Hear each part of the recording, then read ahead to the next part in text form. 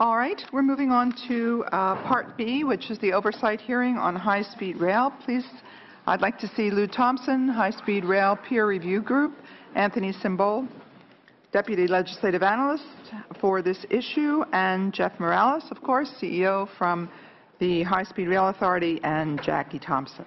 Jackie, did I pronounce that correctly? JC, all right, from the Department of Finance. All right, there are proposed discussion items. First, I'll go to the LAO. Sure. Anthony Simbol with the Legislative Analyst Office. One second. Okay. And what we're interested in narrowing our focus on the update on the initial construction segment, funding, legal challenges, and oversight. So let's be real focused. All right. We deal with Senator Pavley. It's not that she doesn't want to listen. She has to make a claim. After being on the Transportation Committee for the last 12 years, I've had how many hearings on the high-speed rail? Indeed. So, anyway. Did you want to cover each issue one by one? No, all together. All together. Okay. And then Senator Nielsen and I, when you're all finished, will ask questions, I'm sure. Welcome. The first issue is an update on the initial construction segment, like you mentioned. As you know, this segment runs from Madera to Bakersfield. It's estimated to cost about $5.9 billion for the construction. As your agenda notes, the authority has broken up this segment into different construction packages with an estimated completion date by December 2018. In order to meet that deadline, there are various sort of non-construction activities that the authority must meet. This includes environmental review, obtaining necessary permits from state and federal agencies, entering the necessary third-party agreements, such as with railroads, and acquiring the necessary land that's needed for the project. Page 6 of your agenda provides a good summary of where they are in those activities. Because of the need to complete these activities in order for construction to finish, we think it's important for the legislature to provide oversight to make sure that the authority is doing what it needs to do to meet these various activities so the completion date is on time. As your agenda notes, we have 2 recommendations regarding this to help facilitate legislative oversight. The first is for the authority to provide benchmarks for each of these activities. For example, for a particular construction package, when does it need to have 50% of all the land that's needed, by what date? And so for them to establish these benchmarks, and then for the second recommendation is for them to provide you periodic updates on where they are in meeting those benchmarks. And rather than require a new report, we recommend just adding on to their existing project update report that they provide the legislature every 6 months. The second issue you have that you wanted me to talk about has to do with a funding update for the initial operating segment. This would extend 300 miles from Merced to San Fernando Valley, the initial operation, which will begin in 2022. According to the High-Speed Rail Authority's business plan last year, it's estimated to cost about $31 billion. The report also identified a need for additional $21 billion that they needed to come up with to fund the $31 billion costs. While the cap and trade revenues that are being dedicated on a continuous appropriation to this project will help meet that need, it's unclear whether that's going to be enough. And it could be unlikely that's not enough money. So what we had recommended last year was for you to get a complete funding plan from the authority on how they expect to use the cap and trade, what are the estimates on how much cap and trade money is actually going to be available in the future years, are they going to, what other additional funding is going to meet the remaining gap. So that's something we had recommended last year, too. On the legal issues, I'll defer to the authority to provide you an update. And in terms of oversight, again, I think your agenda lays out different options, and I think you want to consider those options, but you also want to consider the existing oversight we have and how you want to improve it rather than create, for example, reporting requirements rather than create additional. You may want to look at the existing ones. Some reports may no longer be necessary, or maybe you want to expand on that. But I think in order to ensure the project is achieved in a timeline laid out by the authority, you're going to want periodic updates. So you, the legislature, can figure out what are there ways we need to step in. Do we need to provide more resources for project management rather than hearing it after the fact? So I'll stop there. And the benchmark issue is something that you've raised before. Correct, but in our most recent report, we laid out more specific details about that. I appreciate that. All right, then let's move on to, well, the peer review group first. Lou Thompson. Welcome. Thank you, Senator. I first apologize for not having acquired the ability to speak at 180 words a minute, but I will do my best on this. The peer review group, as you may know, is a group created in AB 3034 to advise the legislature. We are not paid. We are compensated for expenses. And we review reports and other documents of the authority, plus other things that we think are important, and then we give you reports from time to time. I have prepared a written statement for this record, which I've given to your staff in case anyone is interested, and I'll summarize it as quickly as I can and answer your questions in the process. I don't need to belabor the point that this is a massive project, and I don't need to belabor the point that the state has an intense interest in overseeing it. It's the largest project ever undertaken by the state, and if any project were ever subjected to oversight, this is certainly one that should be. We see a need for 3 levels of oversight. The first level is the High-Speed Rail Authority's internal oversight. We discussed this with them in detail on the February the 24th meeting, and we believe that what they have in place should work. We would like to see more experience with it to see that it is working, but as far as we can see now, it's what should be there. We believe there should be a focused oversight function with continuity and a time frame that permits this project to be overseen not just year to year, because it is not a one-year project or a yearly project. It's a 10 or a 15-year project. There should be a staff that's capable of taking that view and seeing it over that period of time. The LAO would be a good place for such a function, but there may be others. I don't know where the right place is, but that certainly should be a candidate. Then there should be a legislative oversight of this project, possibly a select committee or a directed subcommittee or some other function, but it should be a committee that views it over a multi-year time frame, not just year to year, but over multi-years. Continuity is crucial in overseeing it. Now, there is a dilemma here, and that is that good oversight needs a summarization of a massive amount of information. That is, there are different levels, and the level at which you are overseeing it, you need actually quite summary information. In fact, it would be dangerous to get too deeply in the details. You don't need to do that. We met with the High-Speed Rail Authority, as I said, on the 24th of February to discuss what those oversight metrics might be, the summary metrics might be. We suggested that they be broken between short-term metrics, such things as right-of-ways, project contingency, spending rate, and especially an ARRA spending rate, since that money evaporates on September 30th, 2017, if it is not spent.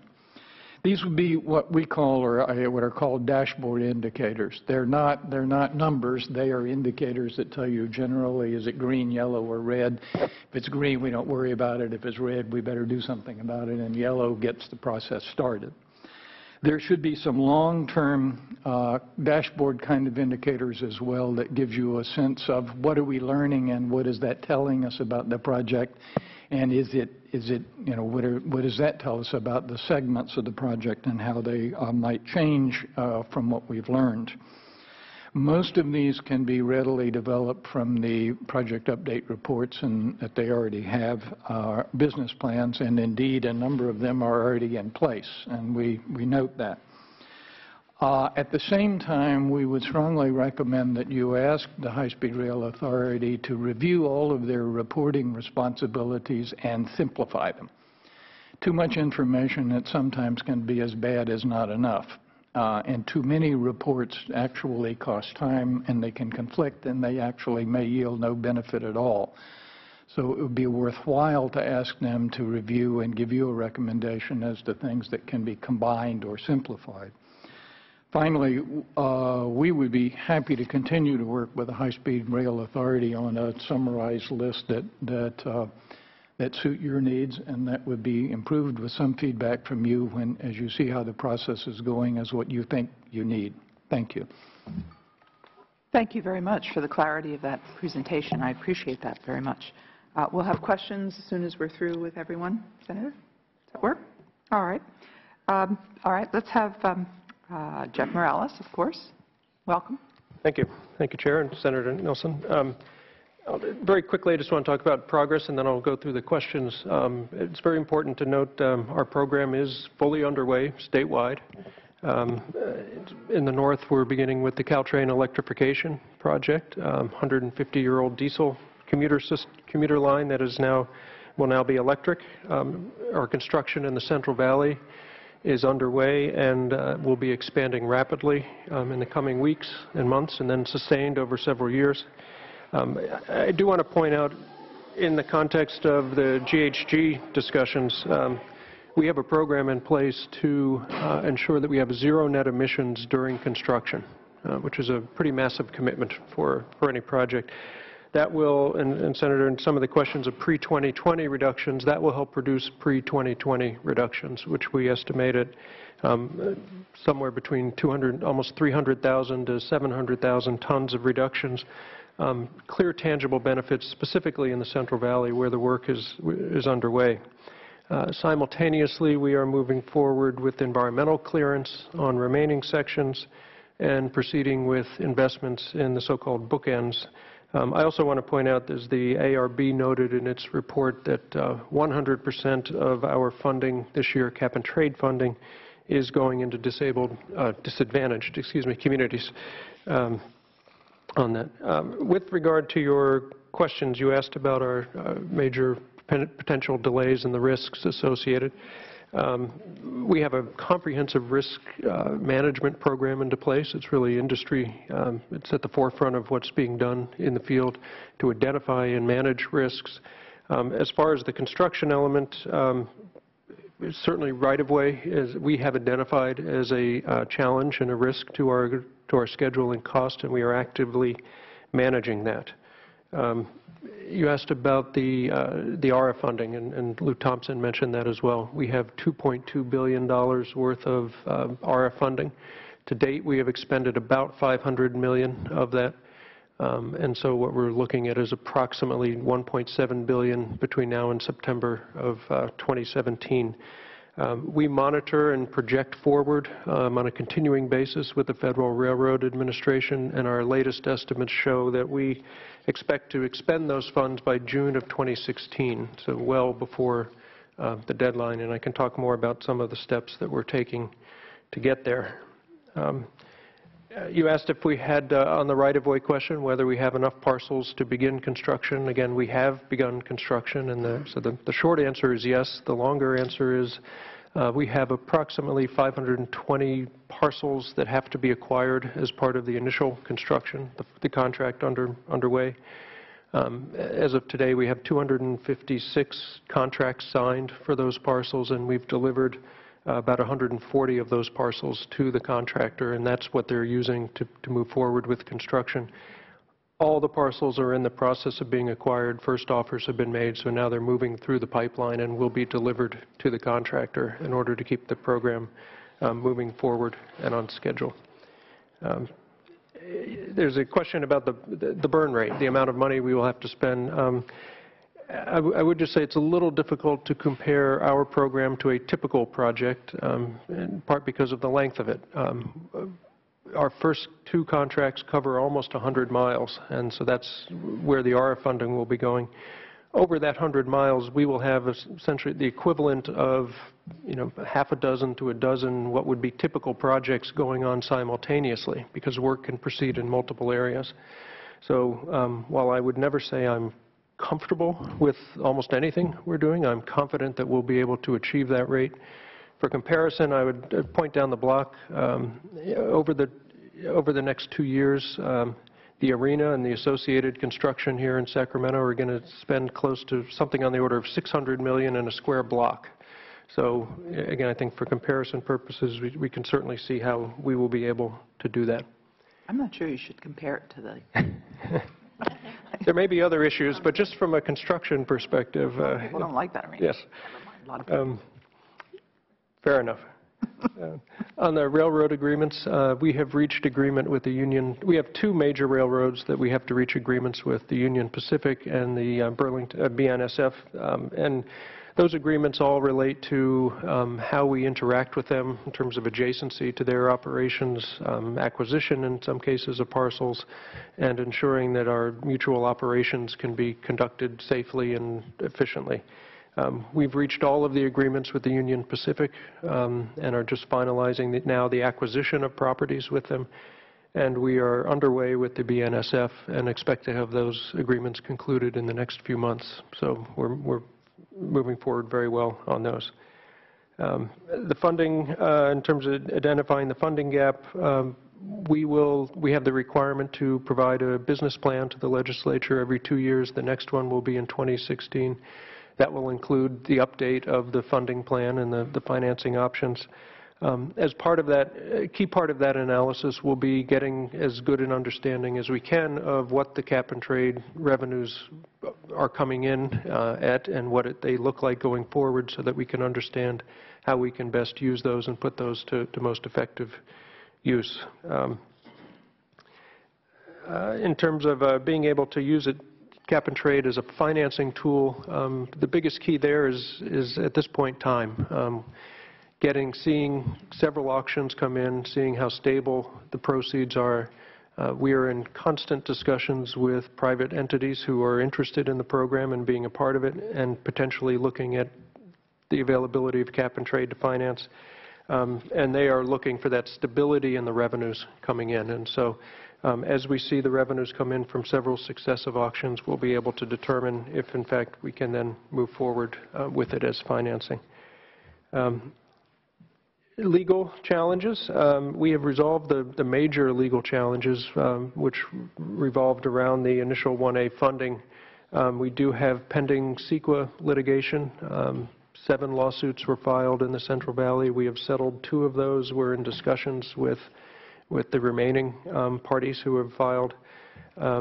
We have a case pending regarding some of the compliance with some of the issues in 1A that is not scheduled for trial. We're working with the court on those.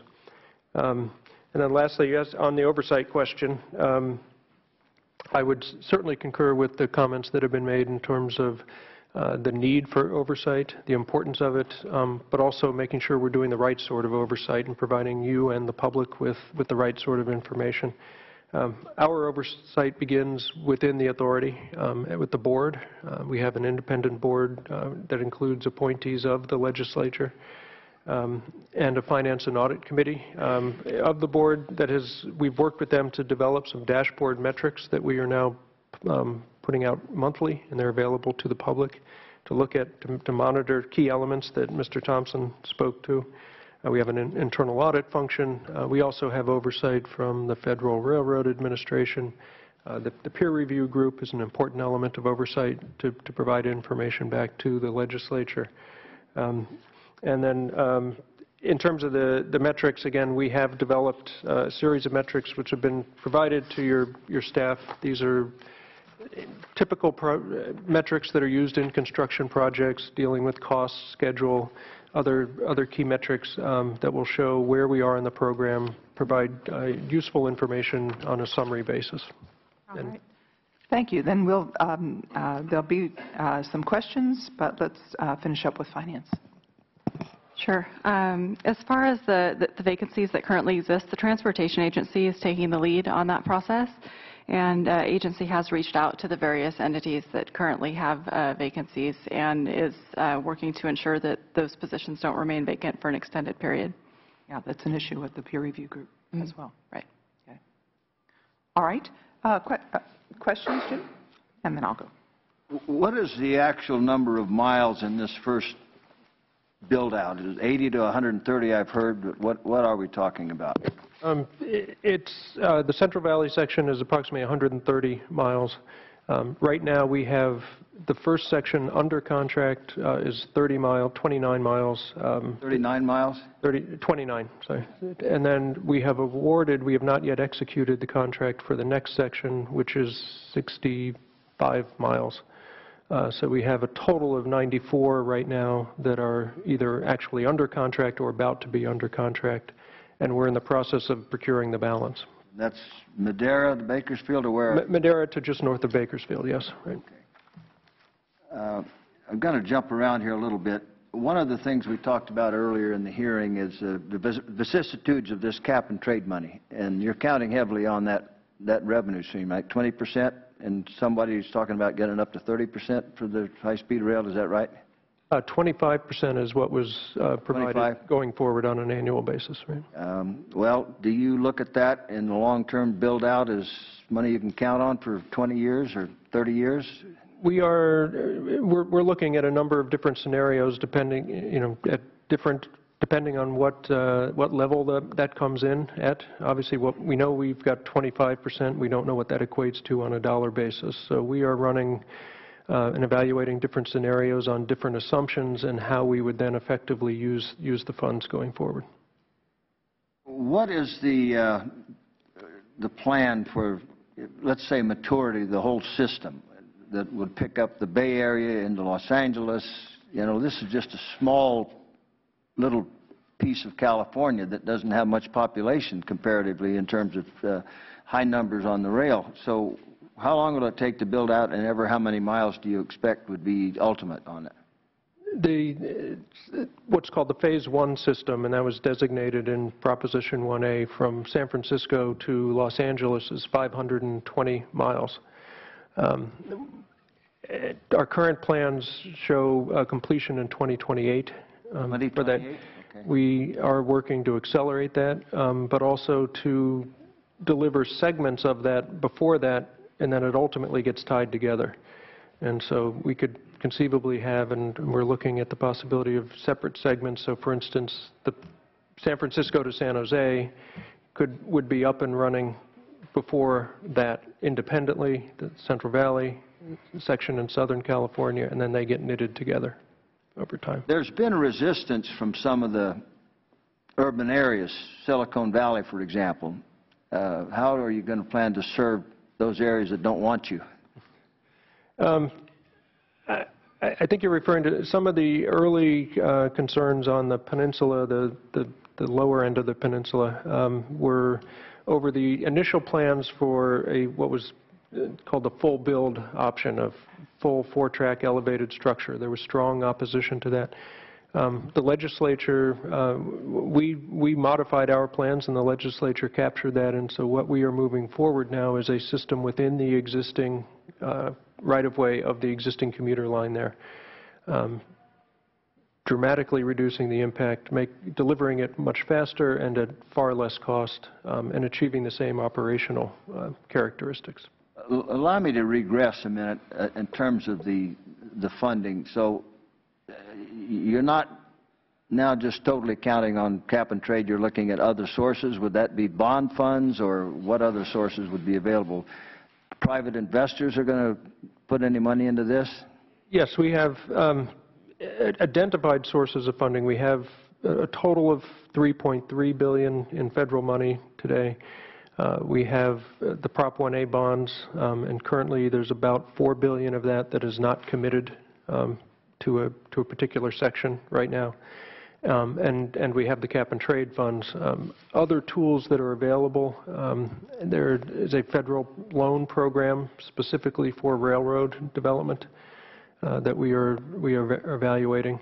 And yes, private investment absolutely will be a key element of the program as we go forward. Okay, let me talk a moment about revenue. What are your projections on the revenue stream to retire all this debt? It's only going to hail from passenger travel, is that correct? Not hauling any freight? Correct. We retire the debt in terms, the bonds, are you referring to? Yeah, the bonds are general obligation bonds. And that was as written into the law. So our requirements and the way we're designing the system is to ensure that on an operating basis there's no subsidy of the system. That's a mandate in Prop 1A, and that's what we're modeling the system to do. And in our business plan we lay out in pretty great detail what those revenues look like compared to our operating cost, what that produces in terms of net cash flow, and how that can then generate financing opportunities in private investment. I apologize, I have not read the business plan.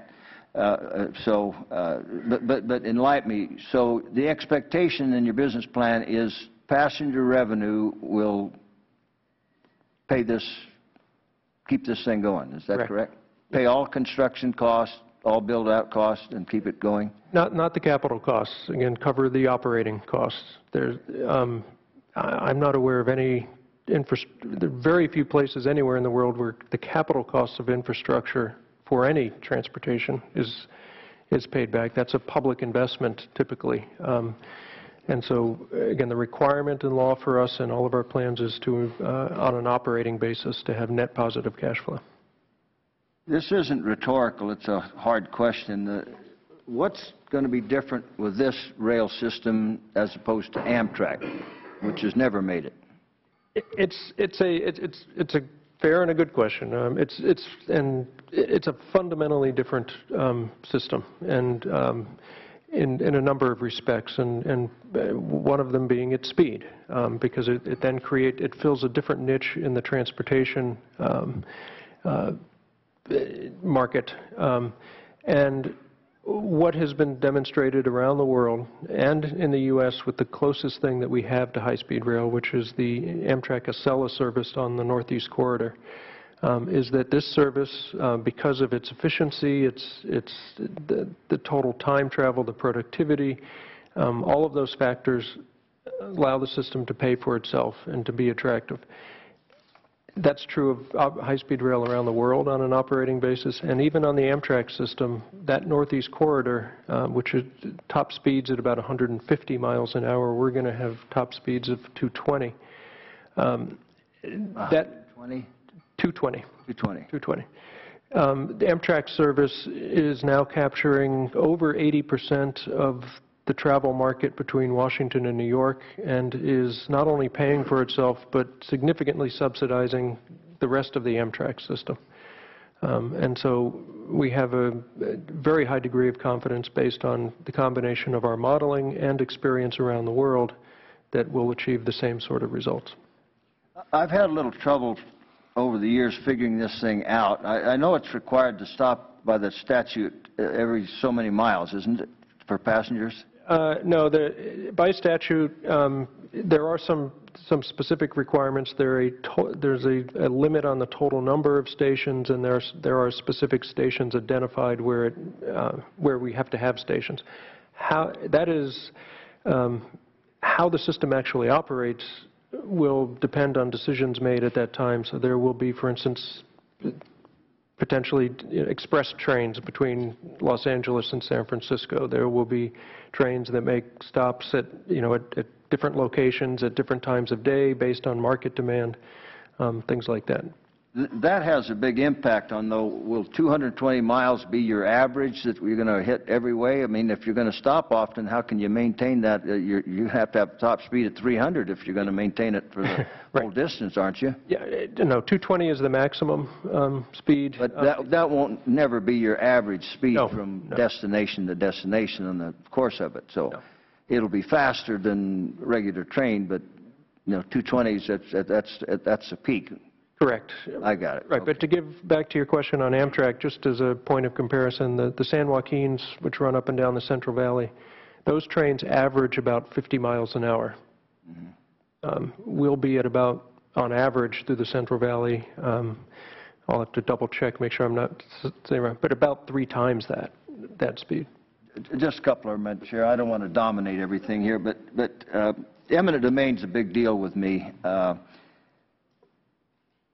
Are you having any problems there with, potential sites that they don't want to sell and you're having to exercise eminent domain? Has that become a big deal or a little deal? It has not. So far, we have not had to proceed through with eminent domain on a single property. Our goal is to minimize that as much as possible, come to agreement, but certainly it is a potential, and we expect we will have to in some cases. In many cases, typically for anyone through the eminent domain process, the issue is over the valuation, and that's what's then decided through the court process. But we do have eminent domain authority. We will use it where we have to, but our absolute goal is to avoid it wherever possible and reach agreement, and we've been able to do that with all of the agreements we've signed to date. Just two more, but I'll return to the chair. I might have some more later, but did I hear you say a bit ago that you're now going to be electrifying the rail? It hasn't been able to be electrified to this point. Now that's going to happen. Is that correct? What I was speaking about was on the peninsula, the Caltrain system, which is an existing diesel-powered system, is being electrified and incorporated into our system. But is the main system, let's say down the valley, is that going to be? That will be, first, we're building it sequentially. We have to provide the underlying infrastructure, then the track, and then the electrification. Yes, it will all be, the entire system will be electrified. In the valley track, though, that you're not set up for that yet, though? Not yet, no. And how about the locomotives to pull these trains? Are they available, that kind of a locomotive? Yes, they are. There are about a dozen manufacturers around the world who build these kind of trains. We've been doing outreach with them. We've begun early parts of the procurement process to determine who will ultimately be the supplier of the trains. Just the last one. What's an overall figure, say, to build the whole thing? I mean, I've heard $90 billion, and I've heard more than that. What are we talking about? The cost estimate, which we're required to provide for the entire system and do it on a projected forward basis, a year of expenditure basis, which is unusual for programs, is $68 billion. 68? 68. That's in inflated dollars. In uninflated dollars, it's about 55. And we are working to bring those costs down, but that's what's in our business plan. I thank you. Sure. Chair, I'll return the chair. Thank you.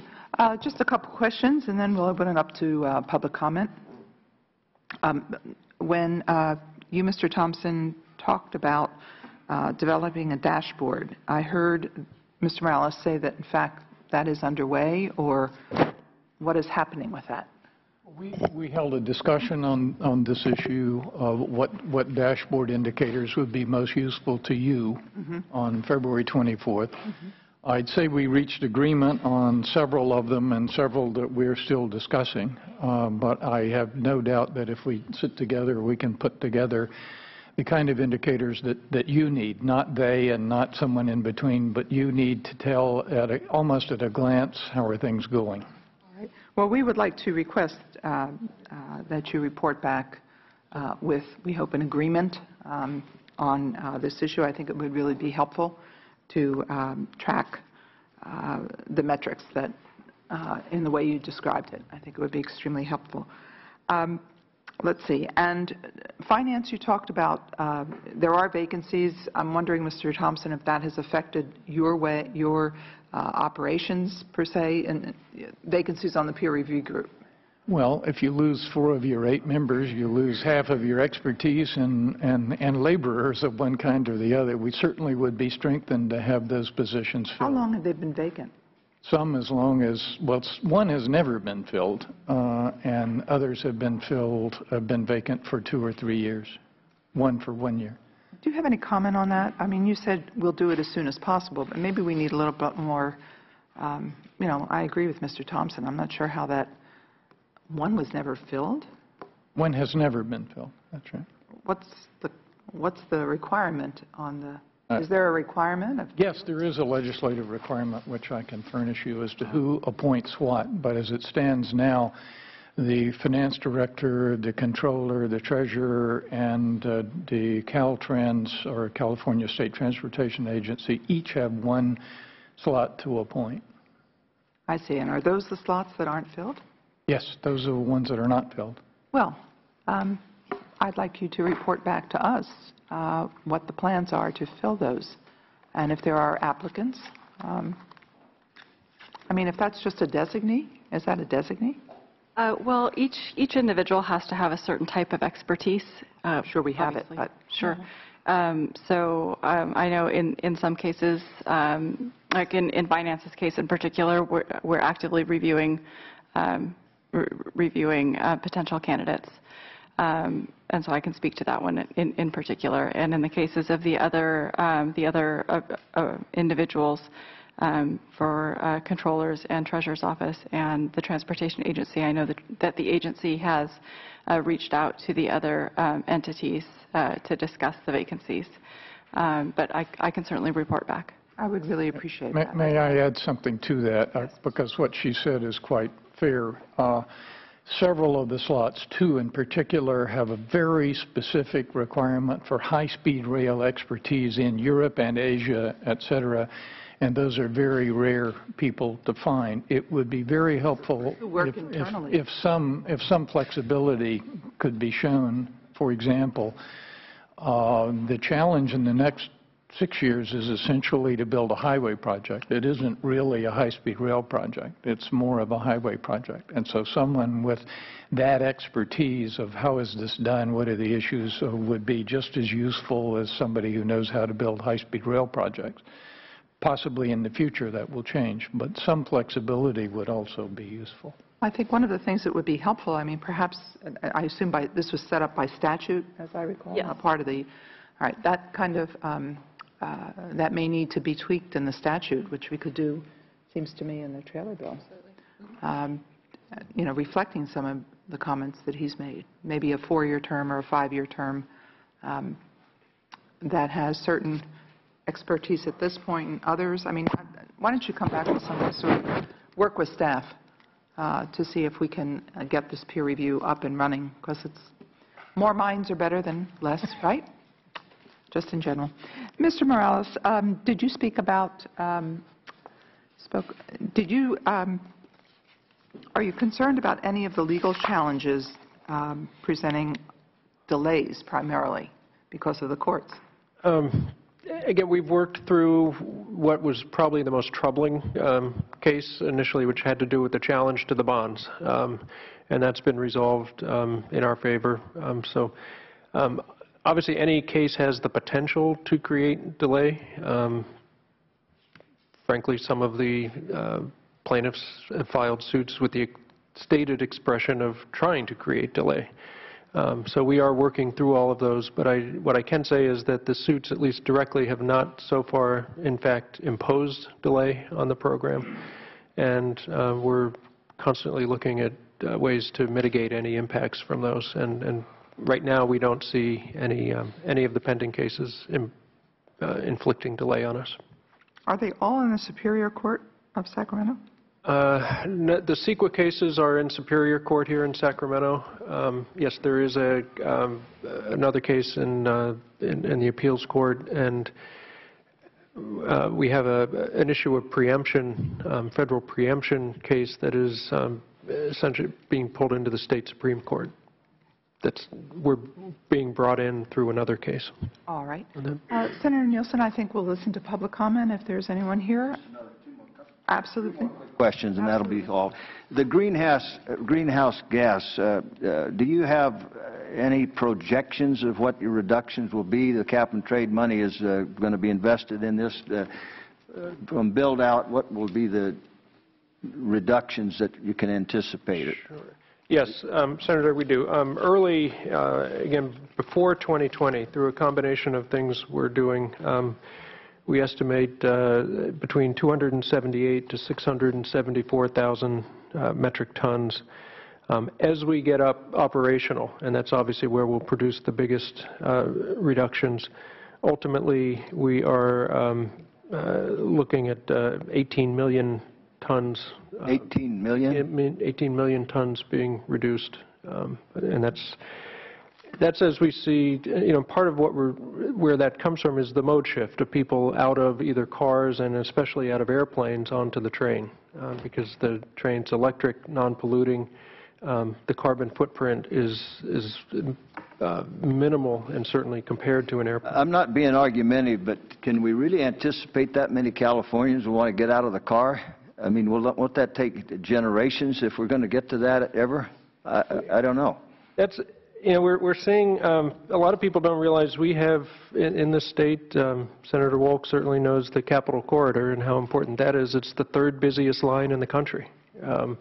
We have 3 of the 5 busiest Amtrak lines. More money. Yes.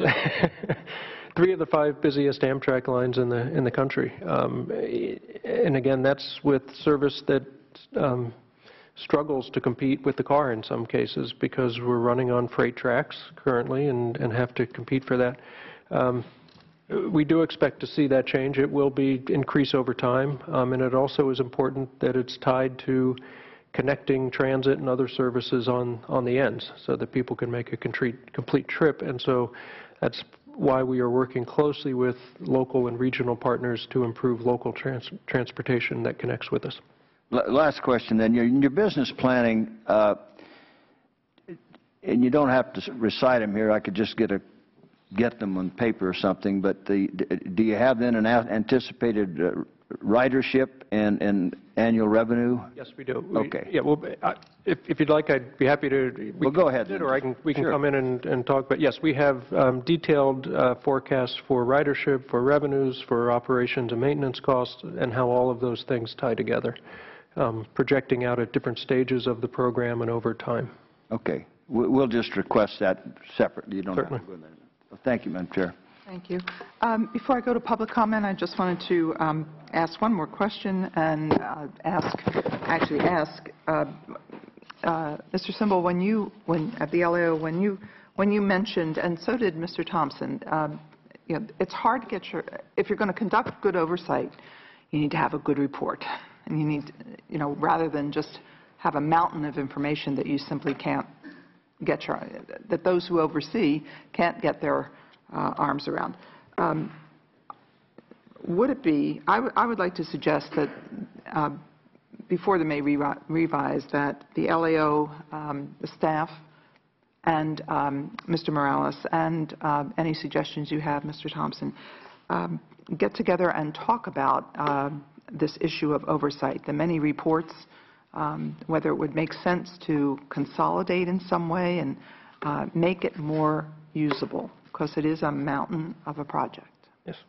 So I'd like to suggest, if you're amenable, that we do that. Absolutely. Yes. Okay, good. Thank you. All right. Raise your hand if you have public comment. All right. Come forward. There are 2 mics, one on each side.